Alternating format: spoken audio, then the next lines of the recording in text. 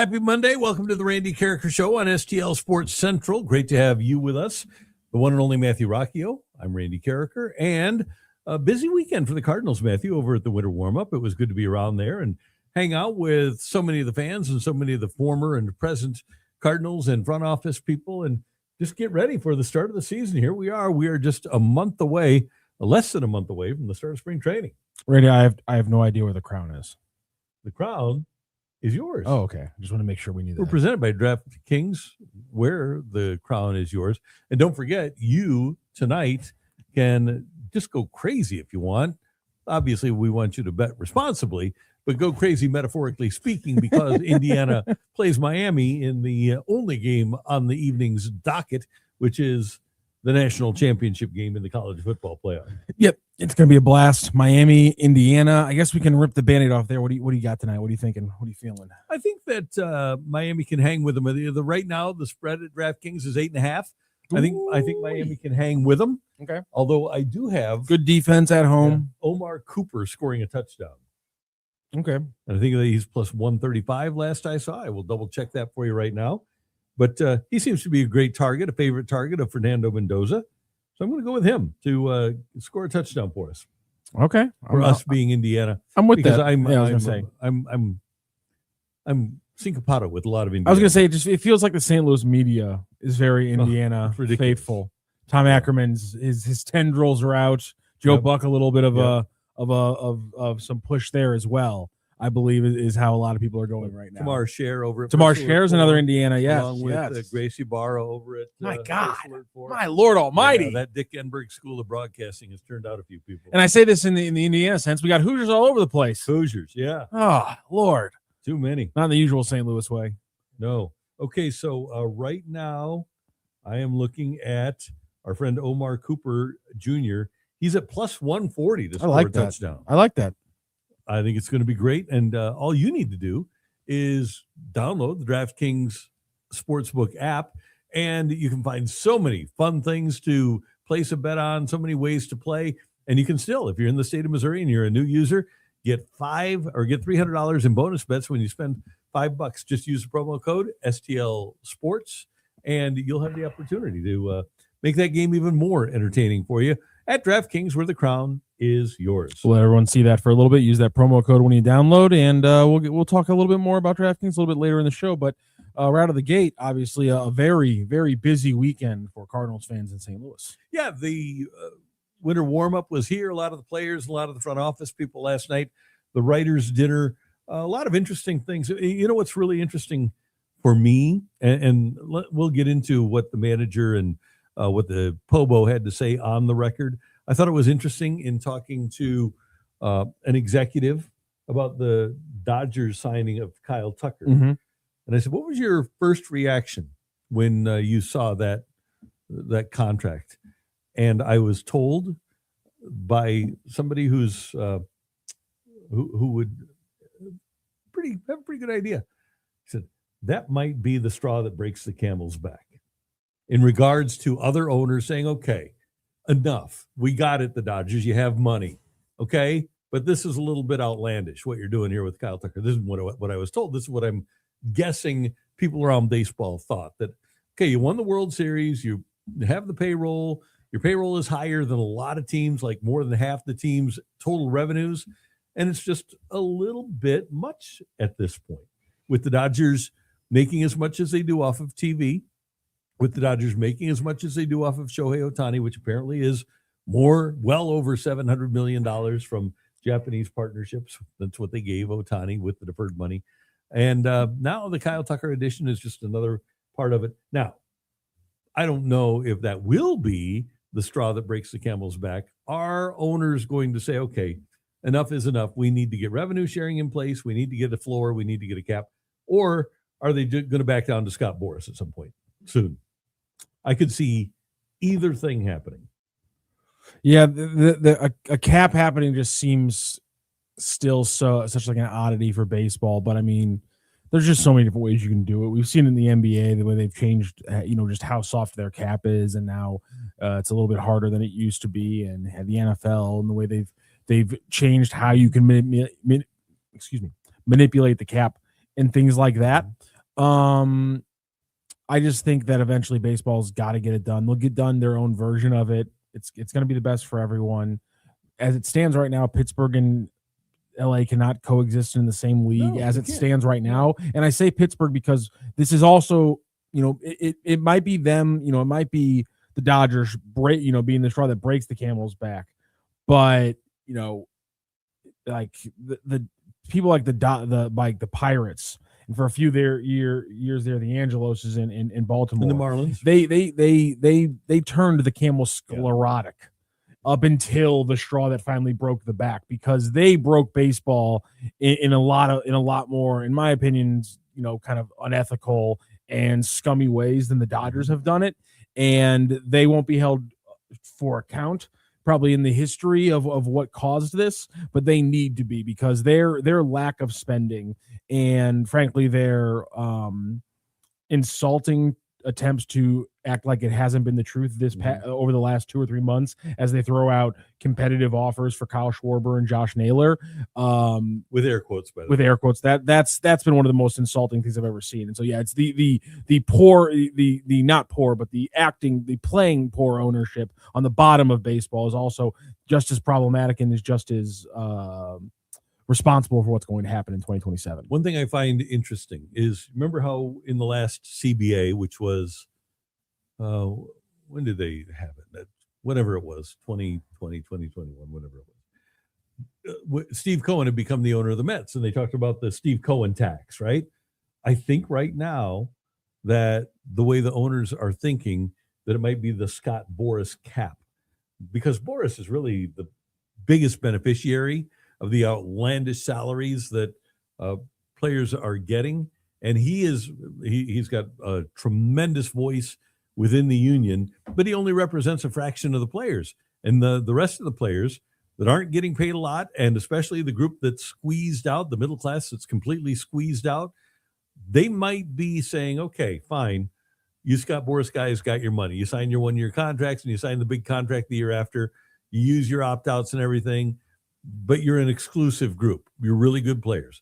But there's more of us, and we want to play, but we also want to play within a system that rewards us, not only for the quality of our play, but for our years of service. Because if you look at major league teams, and I think even if you include the Dodgers right now, you look at benches around Major League Baseball, and for the most part, bench players are guys that have played less than 4 years, that aren't to arbitration yet. And I think that's a real issue for the veteran 5, 6, 7-year player that doesn't get to play anymore because he's making a couple of million, $3 million, when a team can have a $760,000 player on their bench, and it doesn't really matter. We don't need pinch hitters. We don't need professional pinch hitters as much as we used to because of the presence of the DH, but it's still a good thing. Heck, the Cardinals right now are looking for a professional to have on their, a professional veteran position player to have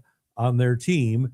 But right now, the guys that are still playing are like Harrison Bader wants $10 million and might get it. The Cardinals need that $5 million guy that can be a leader in the clubhouse and kind of show these young players the way that Major League Baseball works, because they don't have any real veteran guys, grizzled veteran major leaguers on this team. Well, the issue, just going back to the labor point, I think the issue though is always going to be two things, which is the players you're talking about are a small percentage of baseball. Mm-hmm. How much are they going to factor into anybody's decision-making process? What we're referencing, and the numbers have changed because of what the Dodgers have done this offseason. But last season, 10% of the players were making 72% of the money. Now it's a lower percentage of players that are making a higher percentage of the money. And to your point, though, it's also a super low percentage of players who are veterans past their rookie deals who aren't making a lot of money. Mm-hmm. Like you're either out of baseball on a rookie deal or making pretty good money. Like there's not a lot of people who are outside of those three groups. And the issue that is, to your point, is, as we always try to make this labor point, and this is larger than sports, but it's just the fact of the matter, which is, how do you convince all the people on the rookie contract that they're not going to be part of that 10% making 70% of the money? The issue is always going to be the inherent flaw with a beautiful system and country like that we live in, which is everyone wants to build the system for when they make it. The problem is 10% of people make it. And so how do you, it's always, as always is the case in these labor issues. And this year is not going to be any different, because again, this is a two-pronged labor disagreement where it's the poor versus the rich in both the ownership and the players. How are you, can you convince enough of the guys who right now make nothing that they also are at risk for not making a lot 10 years from now, when the majority of them want to make decisions as if they are going to be one of the rich ones in the future? Yeah, and that might be a hard thing to do, to tell players, look, we've got these numbers, and this is what we project you to be, and you aren't going to make a ton of money. In fact, there's a pretty good chance that you aren't even going to be in Major League Baseball 5 years down the road. However, if we have revenue sharing, if we have a floor, if we have a cap, there's a much greater chance of you being able to exist for a lengthier period of time in Major League Baseball. Yeah, but I'm gonna hit 35 home runs, Randy. I want to hit and I want to cash in on that. It's just like convincing the 42-year-old who's making $48,000 a year as an assistant manager at Quick Trip. You need to vote for this guy, because when you get to be a one percenter, your taxes are going to be lower. Yeah, your taxes are going to be exactly. It's just it's the way it works. It's and that's what I'm saying is, and this is not a new conundrum, nor will any of the arguments be new. They will all just be papered over with just different rhetoric to essentially argue the same thing we've been arguing in different realms of this country for the last 100 plus years. And so that's always gonna be the tricky part. And if this is the first time somebody finally, not the first time, but if this is one of the first times in sports that labor discussions that somebody finally figures out how to talk to the young people making nothing, it'll be a miracle, and will be, I believe, the first time it's ever successfully happened in sports, at least in the last 40 years. Yeah. Samuel Howe, yearly redraft with slotted payments is the only thing that seems fair. 1 year deals for everyone. One time, Charlie Finley suggested that for the owners, and the union was beside itself, because the worst thing that could happen for players is having 1 year contracts for everybody and actually getting paid what your current value is, rather than signing a Brett Cecil contract. So I always bring him up, and it's kind of unfair to him. Well, maybe not. He got $30.5 million for played some video games. He's kind of like Kyler Murray. But anyway, I'm of the opinion that what baseball, and I think that's a good idea, but I think that horse is out of the barn. But I think what baseball needs to do is continue to have, maybe not Rob Manfred, but somebody educate the young players about what the reality is and what it's going to be. Because right now, owners are, and it is the Wild West, and you've got teams that cannot compete, right? When you have a franchise whose revenues aren't what the Dodgers payroll is, you've got a large group of teams that can't even compete. So what you need to do is convince people that, okay, the only way for you to win a World Series is going to be to either sign with the Dodgers, and they only get they only get 26 roster spots, or we're going to have a floor and a cap. And I think it's going to be difficult, but as Samuel Howe said, or somebody else said earlier, give up a year of baseball so that you can get the cap. Yeah, I think it's a necessary move. Bubba says hard cap and hard floor promotes smart moves instead of buying wins. I do not think a hard cap and a hard floor is necessarily the way to go at all. You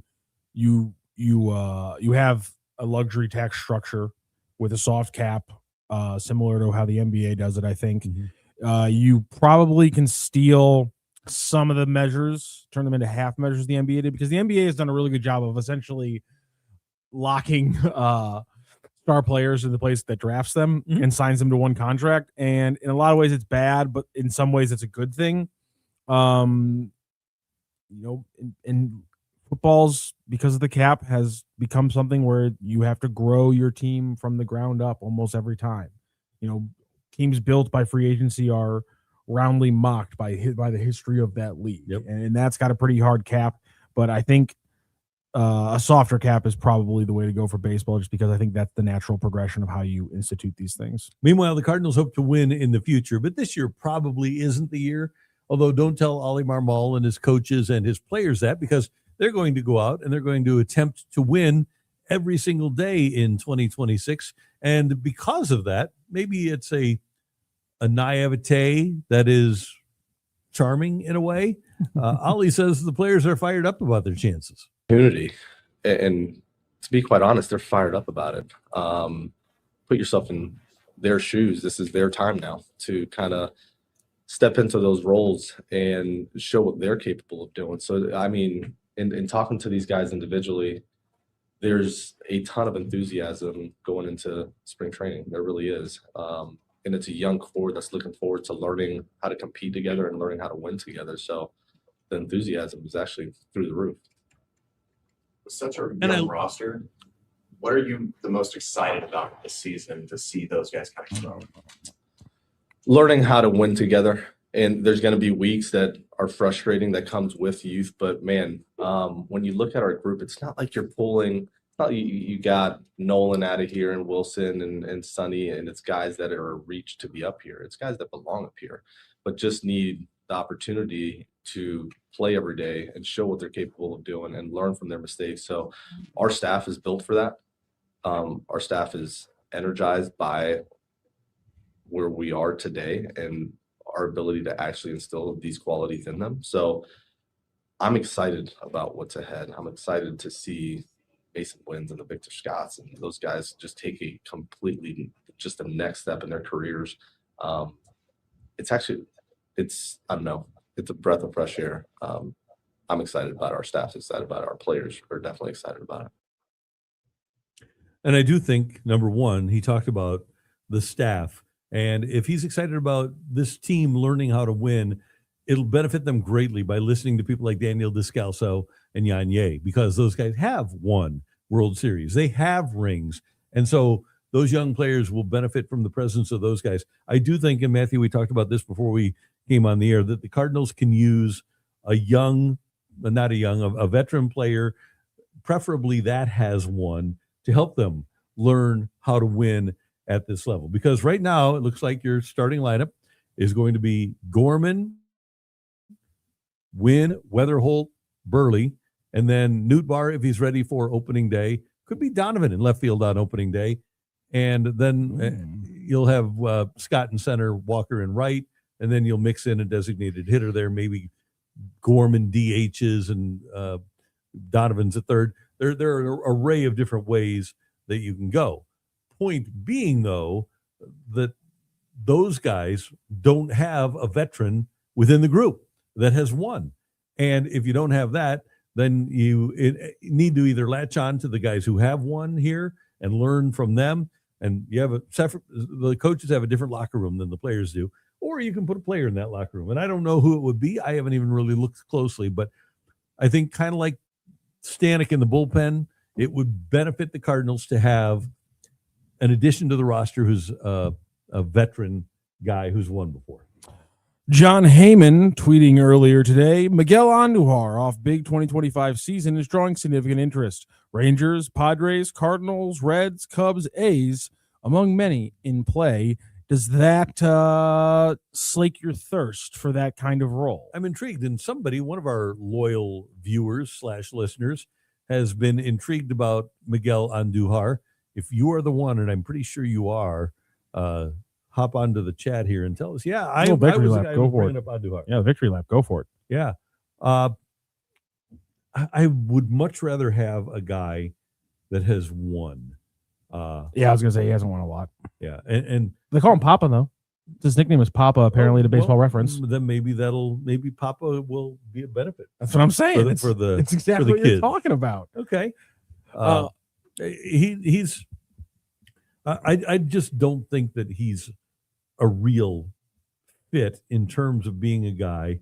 Let's see, he's played in the playoffs with the Reds or the Yankees 4 games in 2018, the Reds 2 games this year. So he doesn't have a ton of playoff experience. I'd rather get a guy that, has played a postseason, and if you can find a guy that has won a World Series, all the better. or been in a World Series.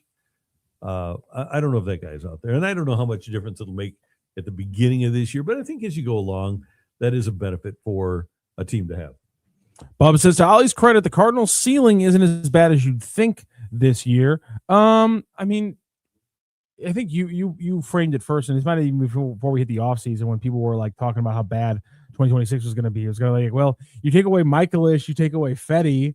It doesn't seem like you're going to change that many victories for the losses or victories into losses. You could probably turn a few of those into wins. I think I already have a bet with a listener over on KLIS. Before the over-unders came out. You're not going to believe the over-under. I was able to set this $100 bet at 77.5. Randy, you think I was gonna? I threw out the listener took the very first number I threw out. Okay, I have the over, and I could not believe he took this when I threw it out, Randy. 68.5. Wow. Ladies and gentlemen, I don't know where I'm going to go dinner. I'm going to eat with that $100, but I can start planning it now because I ain't losing that bet. I don't care how bad the Cardinals are this year. There's no way in hell they lose in the games they win is only in the 60s. But at the same time, got to give credit to Vegas. They came out and said 71.5 for the Cardinals' very first over under. And I think that's a little bit closer. I just think I'm sitting pretty at 68. And to Bub's point, the Cardinals ceilings, if you go around the diamond, we all know that Jordan Walker has a high ceiling. So does Victor Scott II. So does Nootbaar, if you look at the underlying numbers. Gorman has already hit 27 homers at the major league level. Winn is a guy who had an okay offensive rookie year and a Gold Glove defender. Weatherholt apparently is better than all of them. We know what Burleson can do offensively. We know what Herrera can do offensively. We know what Pajes can do defensively. You hope Crooks, a minor league player of the year, can step up. Libertor, McGreevy, May, all have pretty good upside. And then maybe Dick Fitz does. Maybe Kyle Leahy does. I think there is a lot of intrigue. And you're right. The ceilings are high athletically. But like Oli said, there are going to be some really rough weeks because it's hard to become a consistent Major League Baseball player. And that's what these kids, they are kids, are trying to do. So while I agree with you that the ceiling is high, I don't know that the 2026 ceiling is particularly high. Yeah. I think a win would be 500 this season. Oh God, yeah. Oh my God, if they're 500, we're dancing. We're dancing in the aisles. If they're 500, we're dancing in the aisles because it means 4 or 5 of the things that have to happen have probably happened. So let's go back to last year, 78 wins. Get to 78. That's also a win, right? Yep. If you do what they did last year with Fetty on the team, Michaelis on the team, you had 3 really good relief pitchers and you traded them at the deadline. So if you could approximate that, get to 78 wins again this year, I believe that would be a real positive for the Cardinals and fans. And by the way, Matthew, I think people are kind of finally buying into the thought process here. They understand that the Cardinals are not going to be going out and getting free agents and not trying to win in 2026. Would they like to win? Yes. But you don't have a $60 million payroll and think, okay, seriously, we're going to be a World Series contender. And I think fans are starting to get to the point where they understand that this is a rebuild and it's going to take some time and it's not going to be an event where the Cardinals start winning overnight. It's going to be a process to get to where they want to be in 27, if there's a season, or 28. A couple of things here. Samuel Howard says, I just want to finish ahead of Pittsburgh. I understand that feeling. Space Magic Storm says, I mean, if Newt, Donovan, and JoJo are traded, that 68 is going to be a big question. Space Magic Storm, would you like to get in on this action? I'm happy to reopen things with a secondary valve for this. I'll give you the same number I gave the listener over on the morning show. 68.5. I'll take the over. You can have the under. You can set the price, and we can all have a little fun this summer in 2026. I'm just saying. I would be surprised, by the way, if both Nootbaar and Donovan are traded. Ain't no way. Because if both Newt and he said Newt, Donovan, and JoJo, if both Nootbaar and Donovan are traded, the Cardinals are not going to be actively trying to open a spot for Nathan Church. No. So No. you need to have a left fielder, and maybe if Baez is going crazy at the deadline and Walker has done what you hoped that he would do, then maybe you move one or the other. But I don't think that you move both. Okay, so we've hit on a couple things here that we need to split off and go to. First of all, while we're talking about that, we'll talk about the trades. I will read a quote here that was tweeted out by our good friend Brendan Schaefer, who works with us here at STL Sports Central. When asked about the Brendan Donovan situation at Winter Warmups, here was Chaim Bloom, and I quote, "My general thought, absent something that I know is imminent, is that most of the time if a player is here, it's likelier that they're going to be here than not." Kind of acknowledging how much different than our Nato situation in that case was.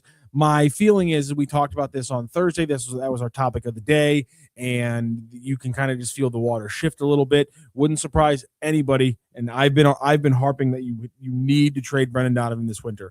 I think on Sunday I went over the 50% line to the other side of the water, and now I am in it's better odds than not that Brendan Donovan is in the Cardinals lineup on opening day. I agree with you. Now, Chaim did also say within that answer that this has been a really unusual offseason in terms of timing. And my guess would be that if we get to the Monday before the Super Bowl, and I think the Super Bowl is on February 8th, and the Cardinals, I think, open camp on February 10th.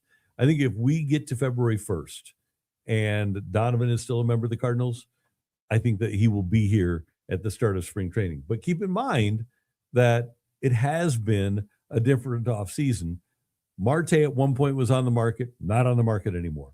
Lowe was at one point on the market, not on the market anymore. Gavin Lux was once on the market, not on the market anymore. Those are, a couple have been traded, one is staying with his own team. Right now, if you're a team looking for a second baseman that can hit, you might be calling St. Louis, and that's about it. I don't know that there are other teams out there that have what he has, especially at $5.8 million. So I would think that there's a chance that the Cardinals could get that call. My real question, Matthew, is, and this is the magic question, is somebody going to offer enough to make it worth the Cardinals' while to trade Brendan Donovan? Because the Cardinals, A, really like him, B, they like having him on their team for myriad reasons, and C, there's only 2 years of control. Do you give up a top-level prospect for Brendan Donovan? If I were another team, I would be inclined to, because I think he helps me win. If I'm desperate, like Seattle, to win, I would go for it. But I don't know if other teams feel the same way about his ability to get them over the hump that I feel about his ability to get them over the hump.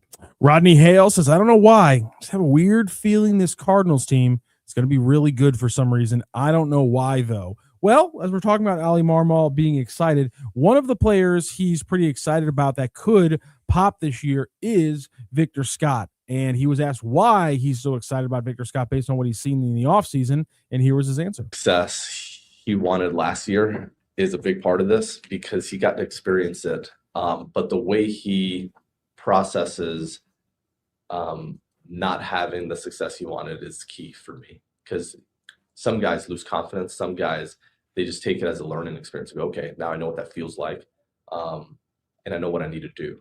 And that's exactly where he's at. This is a guy that after every game has his notes. He wants to review the game. He wants to review the plays that he was involved in. He wants to review plays he wasn't involved in to learn from other guys. He wants to review all of his at-bats, what the pitcher did to him, and he's learned to have a better process every day.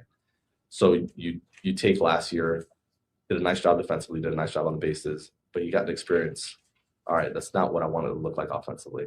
And he's mature enough to keep his confidence and know the adjustments needed in order to kind of come back and do what he needs to do. So more his process excites me than anything. And you know, there were multiple answers throughout Oli's availability. And if you guys want to watch any of these full availabilities, you can watch them on STL Sports Central's YouTube page. Just go over to the videos tab. All of these ones from that you're going to see from Chaim, the owners, Oli, including some of the players are being put up there as we roll through all the content from this week. And I just loved his confidence in Victor Scott. We've talked a lot about what Victor Scott could do this year. You've talked specifically about his approach at the plate, and hearing Oli talk about how disappointed he was last year, it's got to give you a little confidence about maybe seeing that approach as a ball on the ground hitter like you wanted to see him. Yeah, and I think there's concern to an extent, and obviously Oli doesn't have that concern right now, about Victor Scott's on-base percentage last year, which was only .305. But the Cardinals and Oli Marmol aren't giving up on the fact that he had that .369 on base in the minors in 2023, and he stole 94 bases and was only caught 14 times. The Cardinals would love to see that. And one of the things when you hear Oli talk about them going over games, and Scott really wanted to do that. He's very diligent. So let me go back to, and I'll weave back into this very diligent thing. But I want to go back to the physical skills. Victor Scott has an amazing skill set. He's got a little bit of power. Not that he should be trying to hit home runs, but Victor Scott is a guy that is capable of getting on base and capable of running. He's an elite defender. And for me, the only question about Scott is his ability to command the strike zone. Can he take walks? And can he get his bat on the ball on a consistent basis? Now, to the point of his diligence. When the Cardinals would go with, get together with Victor Scott after games last year, whether it was coaches or the manager, he was very hard on himself, not to the point of it causing him to put pressure on himself, but he always wanted to know what he could do better. And one of the things the Cardinals told him is, hey, on a consistent basis, he had a green light to steal bases. And they said, you could have run here. You could have run here. And I think what the Cardinals want to instill in him, and I kind of talked to Oli about this the other night. I said, one of the things that Vince Coleman had, and this isn't a bad thing, it's not a personal arrogance, but athletic arrogance is a good thing. Having that confidence that you can do what you want and it doesn't matter what the other team does is a good thing. And that's one of the things the Cardinals are going to try to instill in Victor Scott II over the course of this season, is that build that confidence. He knows he's good. And then they say, okay, you go take it from them now. Especially if they're giving it to you. If you want to steal a base, go get it. And I will not be surprised if Scott gets back to a spot where he's at least a 315 to 325 on base guy and steals more than 50 bases. That won't surprise me at all. I think Sam Maha puts it in a perfect way. I'm going to advance 90 feet, and there's nothing you can do to stop me. And I know the Cardinals brain trust gets tired of me bringing up Vince Coleman. I apologize, guys. But Vince, someone got a talking to this weekend. Well, no, it's not that. But Vince has. I'll tell you what my talking to was. It was about something else on this show. Oh no! But Vince, when he played, had athletic arrogance, and if you go back in the history of this show, Vince Coleman still has athletic arrogance, and I think that Vince Coleman would be a guy that would be fun to bring in from a mental standpoint for young players like Victor Scott and Masyn Winn and J.J. Weatherholt. Okay, so a couple of weeks ago, we had Greg Amsinger on the show, and I asked Greg if he thought the Cardinals should move the fences back 10 feet and build a team of speedsters. So Greg asked that question the other night. Oh, no. At Lindenwood, and Chaim Bloom said, I don't know if we want to spend our resources on moving the walls back 10 feet. Well, I'm on my way, everybody. So here we go. I pointed out the inefficiency in the rest of baseball, that you pay for home runs, and people that steal bases, people that play defense, they aren't compensated as great as the people that just hit home runs. I get agreement on that. I point out that the Tampa Bay Rays led Major League Baseball with 180 stolen bases. I don't get pushback on that. I point out that Whitey's Cardinals, that stole 314 bases in 1985, led the league in runs. I don't get pushback on that. I say, you know what? The pitcher can only throw over twice, and the bases are bigger. So fast guys should have an easier time stealing bases. I don't get any pushback on that. All righty. So what I have suggested to the Cardinals is, hey, go take a look at those numbers of home runs that were hit in this ballpark before Ballpark Village was built and after Ballpark Village was built. And if it's easy to hit home runs in this ballpark, then I'm wrong. But if it's harder to hit home runs in this ballpark than it was 5, 10, 7 years ago, if it's easier or as easy, just go get your home run hitters. That's fine. Go get the next Edmonds. Go get the next Roland. Go get the next Pujols. Go get the next Walker. And let those guys hit home runs. But if I'm right, and it's harder to hit home runs at this ballpark, then it just makes sense to get a team where Victor Scott is running, Masyn Winn is running, J.J. Weatherholt is running. Get one more Jackrabbit, maybe put him in left field. You hope that Walker hits in right. Then you get power at the corners. Maybe even you have power, but maybe you even have power behind home plate, because again, if nobody's really defending the run, team's going to have to build a fast team if they really want to take advantage. I guess you don't have to be that fast historically if you want to take advantage of Herrera, but maybe Herrera's bat outweighs his defensive deficiencies. So you get a bat at third, a bat at first, a bat behind the plate, and a bat in right field. Randy, and obviously your DH. Randy, it's an incredibly cogent, logical argument that makes a lot of sense. How'd it go over? I don't think it went over particularly well at first, but that was with no time to explain myself. But now, because over the course of the weekend, they had a whole winter warm-up, and I was a relentless, I won't say I was a relentless jerk. I will say that I was relentless in my approach here. I think I actually picked up a little bit of momentum. Okay, then. And I didn't get an out of hand. No, we aren't doing that. Much like a ball trickling back to a fence that is 430 feet away from home plate. It might have been, I'll be honest with you. It might have been, I got to get this guy to shut up, so I'm just going to agree with him. It might have been that.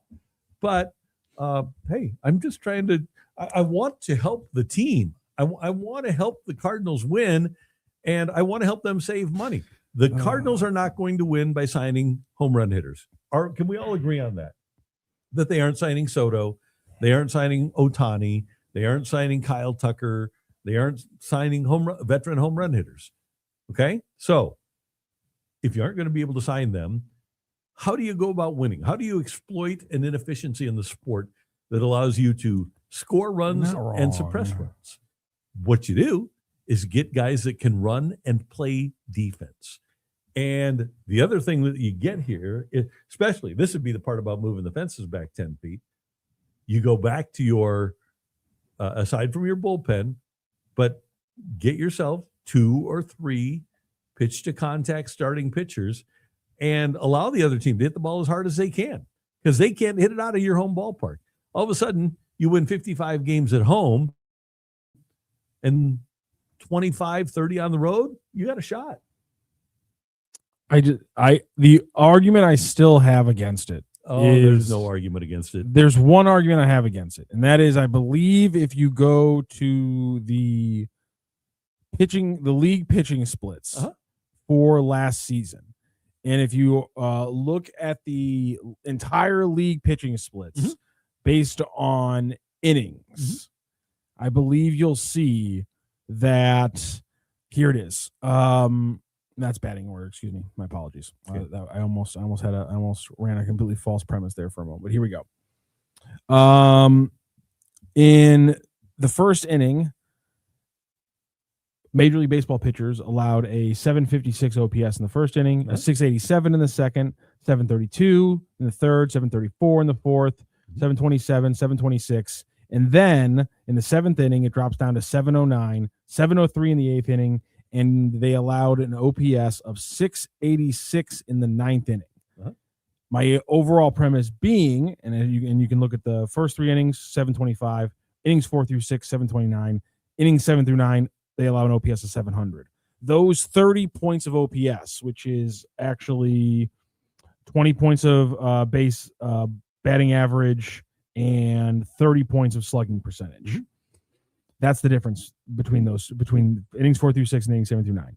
It's harder to hit the ball in the later innings, and so it's better if one hit of the ball can get me a run instead of having to hit the ball 2 to 3 times to get me a run. One of the teams, That's where I think that's the only place where the numbers, I think, still work against a team that doesn't have a lot of power and relies on always going station to station. I think that's the one issue you have, is that there will be a lot of late games where your pitching falters, you're down 4-2 in the 7th, and you lose a lot of games 4-2. and this is where, and I don't know what the strikeout, the home run to strikeout numbers do Good question. in innings 7, 8, and 9 versus the earlier innings. But if a team is behind in innings 7, 8, and 9, people are going up there swinging for the fences. If you have little guys that can run, you're trying to get a walk, or you're trying to get bat on ball. And high bloom is about bat on ball. You're trying to make contact. You have a much greater chance of getting on base and being able to steal a base if you get your bat on the ball rather than swinging for a home run. And that's one of the wonders of this, is if you have people that aren't necessarily swinging out of their heels. Remember how Colton Wong would always come up in the last 3 innings and swing as hard as he could when he was a member of the Cardinals? That's not what you want. What you want to do is have a guy that can get on base, steal a base, maybe even steal another base or move over, and then get your bat on the ball again, get a ground ball or a sac fly, and score. Just looking at the extremes of the first inning and the 9th inning across Major League Baseball last year, in the first inning, there was 1 home run for every 6 strikeouts. Uh-huh. In the 9th inning, there was 1 home run for every 9 strikeouts. There you go.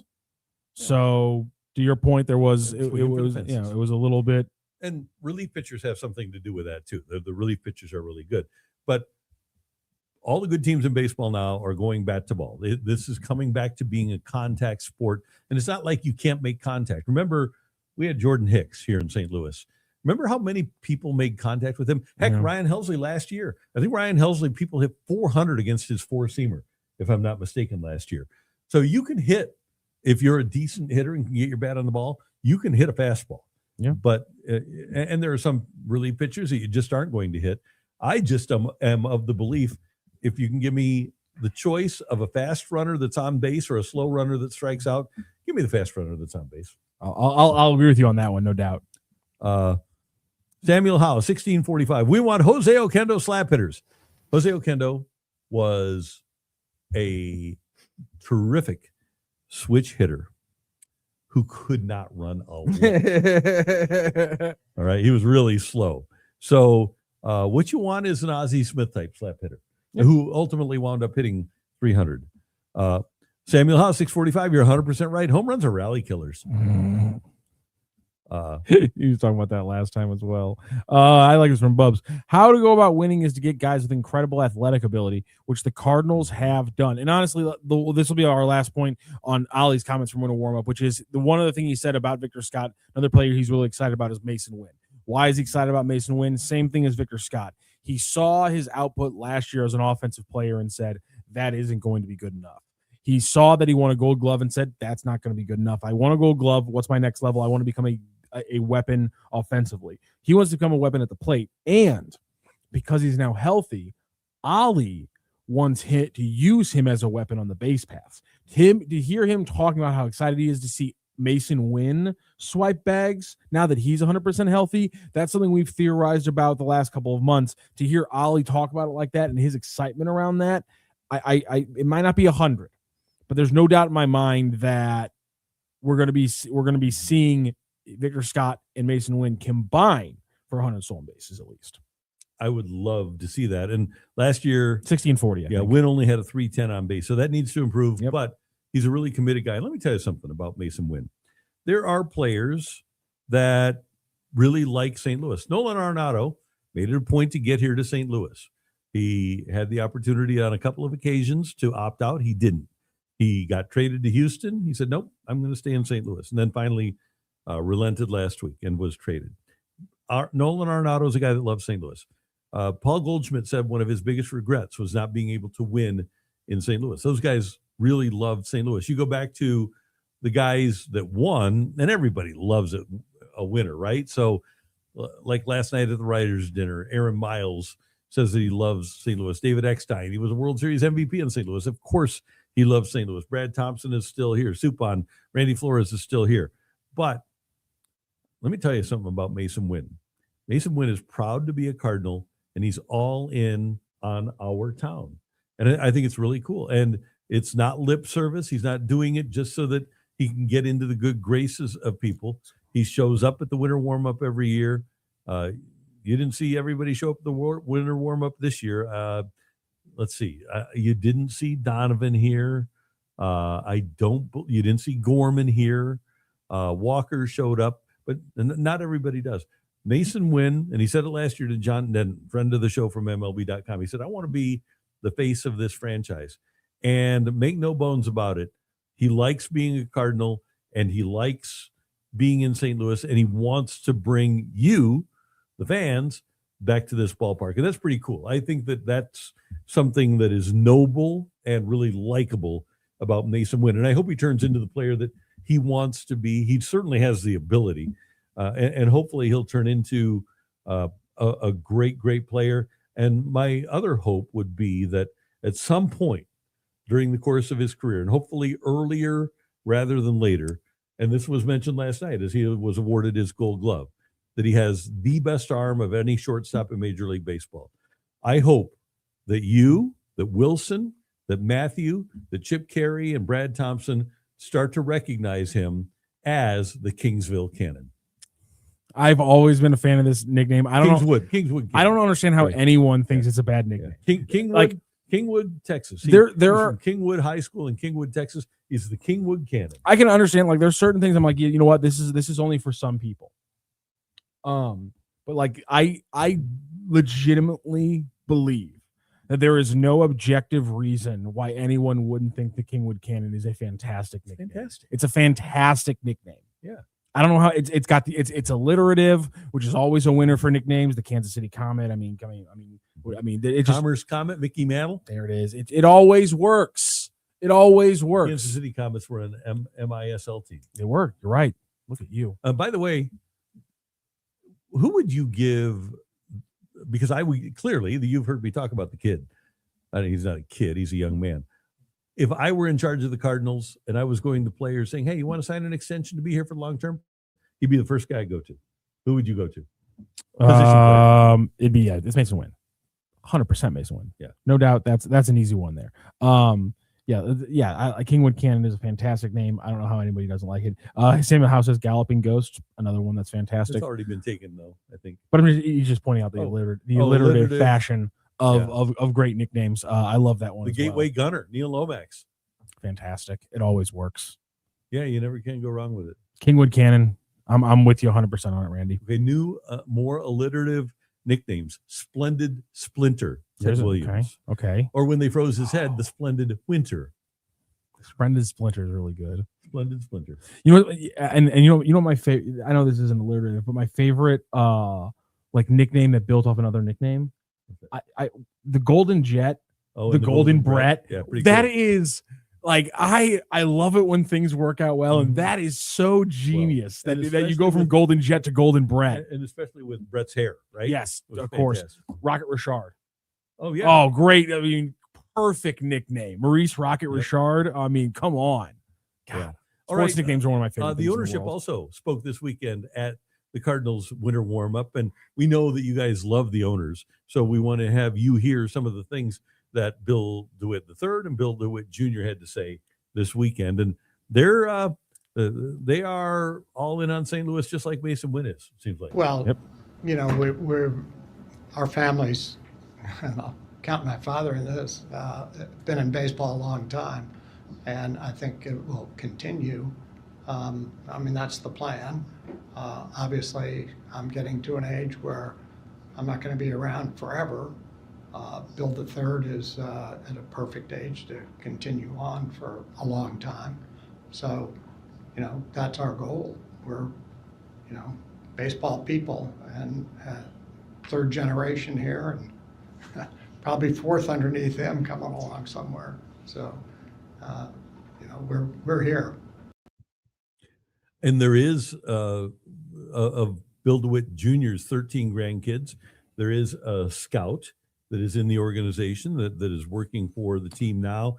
Yeah, they aren't going anywhere. They aren't going to sell. I know that there's been a lot of social media. There's been a lot of hope here that the Cardinals would sell, but this is a family that loves the franchise. Mr. DeWitt actually goes to memorabilia shows and purchases memorabilia for the Cardinals Hall of Fame.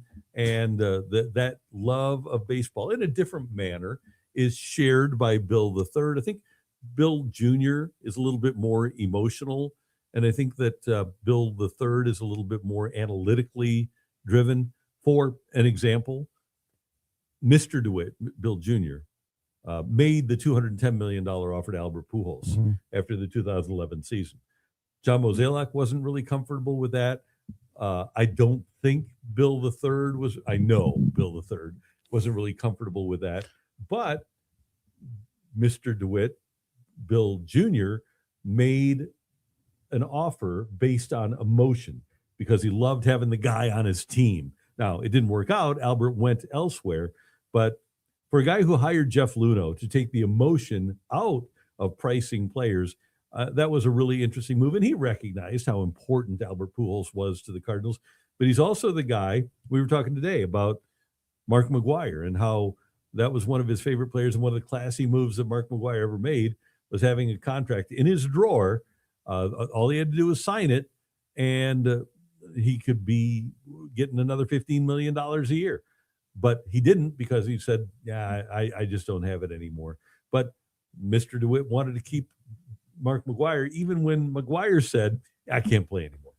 And did anybody else just wake up Monday a little bit just annoyed that they're still not Bill DeWitt the Fourth? Yeah, well, yeah. Just God, how fun would it be if you're like, you're 6 years old, you kind of just figure out this whole like consciousness and the fact that you're a human in the world, and all of a sudden and how quickly do you discover, oh, wait, I get a baseball team when I grow up. God, what a life. And I would love that. I know a lot of people. What a life. A lot of people think that I'm going to get that. I'm what a life it would be. Still waiting for a check. What am I going to get for Christmas? Just wait 20 years. You get a baseball. Oh, Enrico Palazzo, you're a beauty, by the way. Whiffing Walker. That's great. It's unfortunately good. Oh, please, Randy, give us more BD Bill DeWitt. Oh, the third. Okay. Here's Bill DeWitt the third talking about the television issues that the Cardinals are encountering. Oh, well played. Revenue side, I think it's self-evident that as we improve, the tickets sales will improve. On the TV side, it's not quite as linked, and I think you point out 2028, which is the year that is sort of the last year of the current national TV package configuration. We saw with the NBA last year that when they synchronized all of their national TV packages, they were able to go to market and do very well on a reset and a new structure for their national packages. I don't think it's any secret that MLB's shooting for a similar type of result. And, should that occur, that would help all the teams, including us. Now, what happens to local media during all of that? That's kind of honestly a topic of significant discussion among all the teams. There still will obviously be the local media packages like we're seeing now. But right now we're sort of in this hybrid of still linear cable, and a lot of people are still subscribers to the bundle, although that number's been in decline. There's the direct-to-consumer option for people that they can pay monthly and get it. And then there's some over-the-air games. I don't know what the future holds with local media, but I could probably bet that it'll be different. But predicting what that looks like and, whether we can sort of come out of it revenue-wise, turn this thing around, certainly hopeful, and I would say cautiously optimistic that we will. And I think one of the things in terms of local television, my guess, Matthew, is that as we traverse the next 3, 4, 5, 6 years, fewer and fewer people will actually have a wired cable in their home, and more people will have a streaming model, or like Charter now has this wireless Xumo, which is essentially a streaming box. It's not a wired part of your home. My guess would be that once we get into 5 years from now, that group of people at Del Mar Gardens or whatever, they'll still be able to gather around the television, but rather than an actual hardwired cable, they'll have the little tiny Zumo box, and that's the way they'll be able to consume Cardinal baseball. It's a good read of who's going to be watching that. The demographic that will be using that form to watch Cardinals baseball. Take care of those people. You're right. You need You're to right. take care of that. That's an important demographic for the Cardinals, and so that's why I brought it up. I do think that heck, my viewing habits. Not viewing habits, my consumption abilities have changed, and I think that that'll happen for most people. And we may not have, like Bill said, any idea what it's going to look like in 5 years, but it will absolutely be different. And maybe at some point they can actually get some consistent amount of money, and then, assuming it's, more than 20 million, maybe they can spend some of that on a home run hitter. That could be. It's always a possibility. You want to tell our good friends about the listeners about our good friends over at DraftKings? Yeah, and I'll tell you what, guys, what you need to do is as you watch that CFP championship tonight, you need to make sure that DraftKings is downloaded to your phone. They have your back with early exit protection. And as we get towards the weekend with the AFC and NFC championship games, take advantage of DraftKings early exit protection. If a player in your eligible NFL prop bet goes down at any point in the first half, you still get paid in cash. All you need to do is download the DraftKings Sportsbook app and use the code STL Sports. That's code STL Sports to turn $5 into $300 if your bet wins. In partnership with DraftKings, the crown is yours. Gambling problem? Call 1-800-GAMBLER. New York, call 877-8-HOPE-NY or text HOPE-NY. Connecticut, call 888-789-7777 or call ccbg.org. On behalf of Boot Hill Casino in Kansas, wager tax pass-through may apply in Illinois, 21 plus in most states. Void in Ontario. Restrictions apply. Bet must win to receive bonus bets which expire in 7 days. Minimum odds required. For additional terms and responsible gaming resources, call dkng.co/audio. Limited time offer. I'll be honest, Randy, I had a terrible weekend. I said it last week, and I was right, which is that I did not have a good read on the week at all. I also felt like I was very much correct in that when I said Patriots, the winner of the Patriots-Texans game is going to win the Super Bowl. I hate myself because I think I'm going to be correct on that one as well. Yeah. Looking at the NFL slate for next weekend already, Patriots minus 5.5 seems like the lock of the century. You saw them just absolutely handle a pretty good Texans team. Obviously, the quarterback play from C.J. Stroud has been pretty bad, but honestly, is Jarrett Stidham going to be any better? I feel like Patriots minus 5.5, feeling like a little bit of free goings for my wagers for the weekend. As of this morning, Jarrett Stidham was over under for yardage was 187.5. Yeah. Is there any way he gets to 187.5? I don't think so. The Patriots defense just showed you what they can do. Vrabel, obviously the offense with Drake May has been the big storyline this year with the Patriots, but the defense with Mike Vrabel in that group obviously come into play. Yeah, Patriots minus 5.5. I might feel better about Patriots minus 5.5 than I would like Indiana minus 5.5 tonight. I feel fantastic about Patriots minus 5.5. Yeah, I get that before the line moves at all. Yeah, I would think that'll be a pretty good bet. By the way, if you haven't heard, if you've been indisposed today, the Buffalo Bills fired their head coach, Sean McDermott, because they felt like, okay, we're close, but we just need to get over the hump. Earlier, the Baltimore Ravens fired their head coach, John Harbaugh, because they were close, but they weren't winning playoff games, and they weren't getting to the Super Bowl, and they just couldn't get over the hump. And, of course, right after Harbaugh left, then Mike Tomlin said to his team, hey, I'm quitting. I know these fans, they feel like we just can't get over the hump. Do you think the folks in Pittsburgh and Baltimore and Buffalo realize that next year only one team can represent the AFC in the Super Bowl? Yes, I think they do, yes. Okay. It's a tenuous thought process, but I think they have it figured out. Yeah, yes. Because two of those teams are not going to be playing in the Super Bowl next year, even with new coaches. No, they won't. Speaking of new coaches, on STL Sports Central right now, you can find Mike Meyer breaking down for us the decision by the Blues today to make a little change in the organization across multiple teams, as Steve Ott is going to take over as the head coach of the Springfield Thunderbirds. And I kind of asked Mike, like what's kind of your overall takeaway as someone who's locked in, not only just on the Blues, but Mike watches a lot of Springfield Thunderbirds games. And so if anyone's going to know why this move was made, Mike Meyer of STL Sports Center is going to be on it. And here's what he said. Connor Walchuk, by the way, fired. Yes. He was in the second year as his job was head coach of the Thunderbirds. And this is Mike's kind of big takeaway when I'm texting with him today. This isn't a demotion. It's a development intervention. The Blues believe Ott is the coach who can reset Springfield's structure, stabilize their young core, and get the pipeline back on track at the AHL level. Why does it need back on track? Because Springfield is 29th in the league and is getting outscored 136-98. That's a minus 38 goal differential. And essentially all of their top prospects' development, because of how bad they're playing, has completely stalled out at the level right now. And so obviously a lot of their best top prospects are playing in the NHL this year because of a lot of injuries, Stenberg, Dvorsky, and those kind of guys. But nonetheless, they need to fix the pipeline.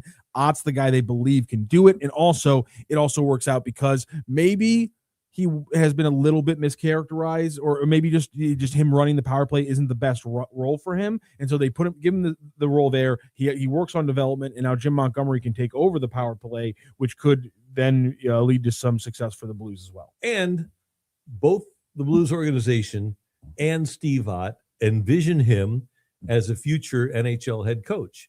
And one of the things that Jim Montgomery said is that this gives him head coaching experience that he would not have gotten at the NHL level. So now he has been on a Stanley Cup championship staff. He's run special teams, both penalty kill and power play at the NHL level. And now he will help develop young players. He'll have worked under really good coaches. With his first coach was Hitch. Mm-hmm. So Hitch, Yo, Berube, Bannister, Monty. So he'll have worked under good coaches. He's got a really good pedigree. He's a smart guy, handles the media really well. And so this hopefully will work to his advantage too, the experience of having essentially run an organization, albeit not an NHL organization.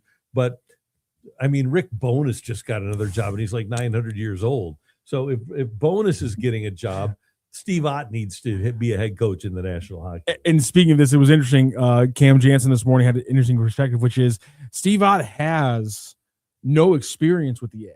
He was a first-round pick who was playing in the NHL later that year as a 19-year-old. So he never really actually dealt with kind of like the grind of the A. So it's an interesting perspective for putting him in that role. I think that's going to be interesting as well. Speaking of which, we're doing something weekly now. Cam Jansen jumps out of the KILS studio and he jumps out here into the STL Sports Central studio and does a blue segment on YouTube with us once a week. I feel like you might be able to see Cam a little bit earlier this week talking about this topic because he said he was going to talk to some people today. So I might drag him out in front of a camera tomorrow and get Cam's extensive thoughts on what this means for Steve Ott, what this means for the Blues power play, what this means for the Blues future, because things are changing for the Blues, and hopefully it's for the better. Yeah, and I'll be interested to see, and I think we all will, how the power play works, because when Jim Montgomery was here as an assistant coach, the power play that he oversaw was pretty darn good. And one of the things that Monty said was, sometimes you have so many voices that the communication isn't as easy. You cut down the it's kind of like having, I don't know if you're aware of this, but if you have a long coaxial cord, it's actually not going to deliver the quality that a shorter one will. And so what you have with multiple coaches is a longer coax cord, and they want to have that shortest coax cord possible between the player and the head coach. And so Monty, being the power play coach, will be able to impart his wisdom without having to put it through anybody. Not having a game of telephone, for example, we'll have to do that. Also, right now on the AHL.com, you can find an article breaking down both Otto and Ivar Stenberg, the brothers Stenberg. And while I do hope the Blues have some more wins, I kind of want them to get a top 3 pick because I like the idea of having Ivar. Well, I love brother combos in the NHL. It's the best. Okay, we need to. Well, not we. Army needs to start the process of selling right now. Then. Yes. Yeah, that's because true. The Rangers send a letter to their fans saying, "Hey, we're bailing." The Predators. I know the Predators have been. I appreciate hot, that. I love that. I do too. I like it when people inform me by letter that they're bailing. Yeah. So, but I just think that there's a lot of there are a lot of teams out there that are going to provide supply for the teams that want to go out and get a high performing player for the stretch run. When you look at the league standings, Vancouver has already started their sell-off. Winnipeg, people are talking about them at 44 points. The Blues have the 4th worst record in the league. They should be one of those teams. Calgary, they traded Rasmus Anderson to Vegas this morning. They got Zach Whitecloud back in return. The Rangers have admitted it. The Predators.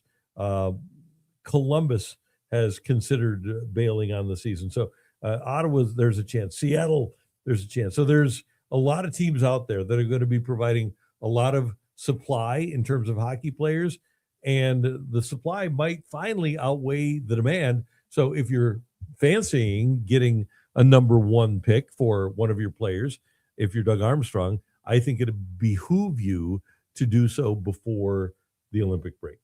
Yeah, I think Falk, Shen, appreciate the hard work.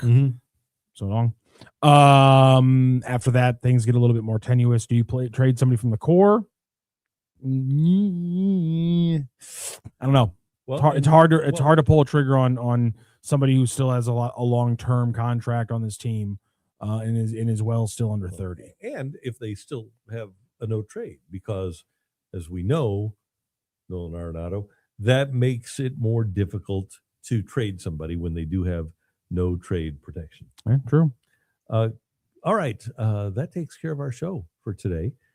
Great job by Wilson getting us on the air. Matthew, as always, a great job by you. Thank you. I like that Craig Lewis has hope, but do we? He says Broncos need to trust the process and let Stidham feed. It's happened before that a 3rd-string quarterback can win the Super Bowl. We will rally around Jared Stidham, and we will play good football. Nick Foles was 2nd string. I think all the 3rd-string quarterbacks to win Super Bowls are pre-2004. Jeff Hostetler, 1990. He was 2nd string. He wasn't 3rd string. He started like 12 games. He started like 30 games for the Giants around that Super Bowl year too. Well, yeah, they wound up naming him their starter at one point. Yeah, that got a coach fired. That's true. It is.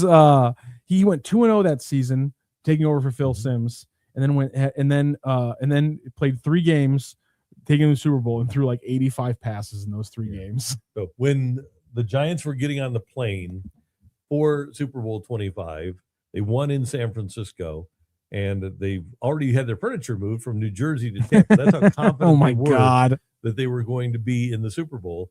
But they lost Phil Simms. Hostetler's their starter. They've got O.J. Anderson at running back.